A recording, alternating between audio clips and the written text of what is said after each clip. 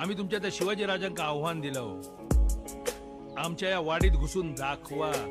त्यावर त्यांनी असं उत्तर पाठवल्याने आम्ही तुमच्या खंडोबाचो भंडारो माथ्याक लावतो, ता पण तुमच्या एकव शिपायाचा रगात न सांडता हिम्मत असा दाडवून दाखवा. असं म्हणलं का राजा? आता म्हणलं तर लावतात बाबा.